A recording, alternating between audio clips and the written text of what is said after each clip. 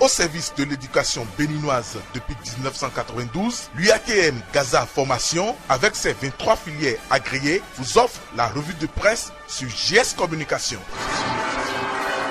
Mesdames, Messieurs, bonjour et bienvenue à la une des journaux.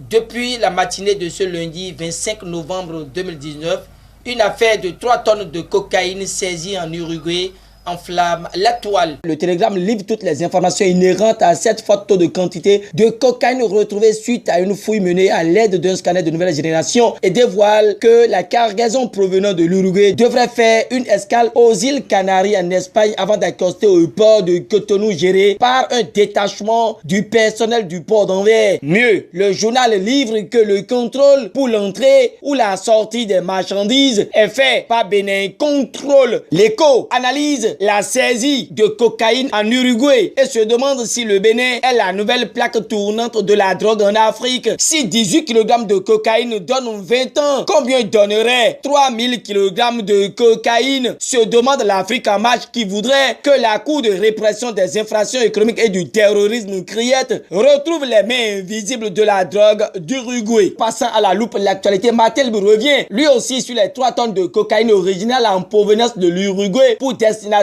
Cotonou. S'il est vrai que le produit devrait reprendre le chemin d'un pays appelé destination finale, Matin Libre dans la loupe compare 18 kg de cocaïne et 3 tonnes et laisse la conclusion aux têtes pensantes. Le même journal opine sur l'atmosphère talon opposition et dénonce que la crise reste entière. Déçu d'un tel climat, Matin Libre se demande à quoi aura servi finalement le dialogue politique. Sans répondre, le matinal est allé à la pompe où règne déjà la belle vie, car les files d'attente ont connu une baisse considérable en raison de la conjugaison des forces entre les stations privées et la Sonacop. Sans répit, Matin Libre va dans le domaine sanitaire et dénonce des situations peu catholiques. L'hospitalisation au CHU Mel est l'entité indexée et l'auteur de l'article trouve que des enfants hospitalisés vivent dans des conditions déplorables. En 2020, les conditions ne seront certainement pas les mêmes, déjà que le Grand Quotidien nous confirme que le ministre Benjamin Nkpati défend un budget de plus de 70 milliards de francs CFA au profit de la santé des Béninois. Il n'est pas le seul à présenter au Parlement son budget sectoriel et le Béninois libéré indexe les ministres économes Abimbola et Seydou et rapporte qu'ils ont planché hier en défendant chacun un budget devant leur permettre de répondre aux exigences de leur département ministériel. Toujours collé à l'Assemblée nationale et le Béninois libéré nous révèle que l'honorable Robert Guignan a exposé devant ses collègues les grandes résolutions adoptées à Kigali au Rwanda lors de l'Assemblée parlementaire paritaire ACPUE la semaine écoulée. D'une institution à une autre et la nation nous conduit à la haute cour de justice. Selon le quotidien du service public, le président de la haute cour de justice de Mali, Abderrahmane Nianga, est en visite de travail au Bénin. L'objectif ici est de s'enquérir de l'expérience de notre pays, mais la nation notifie qu'il a saisi l'occasion pour plaider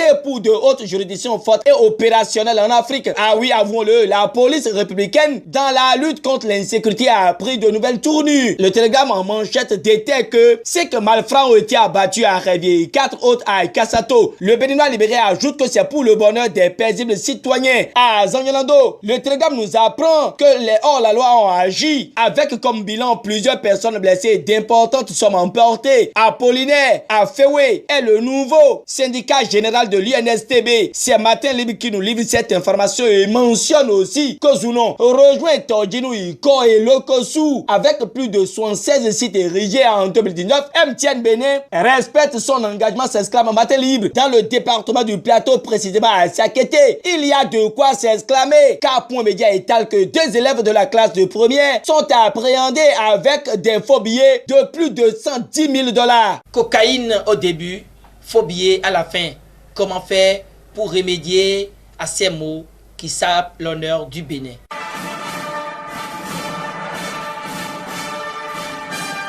C'était la revue de presse offerte par l'UATM Gaza Formation sur JS Communication.